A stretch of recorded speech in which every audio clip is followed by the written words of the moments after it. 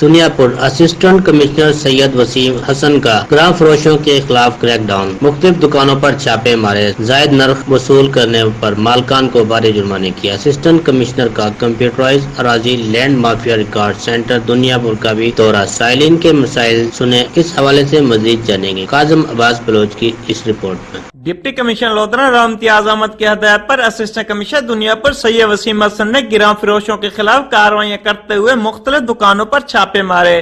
Assistant commissioner نے کریانہ store, fruit فروش، سبزی فروش و دیگر دکانوں پر صفائی ستھرائی، نرخ نامے و معیش و اوزان اور اشیاء کی کوالٹی کو چیک کیا۔ اسسٹنٹ کمشنر نے صفائی ستھرائی کے ناقص انتظامات، زائد نرخ وصول کرنے اور غیر معیاری اشیاء فروخت کرنے پر دکانداروں کو جرمانے کیے۔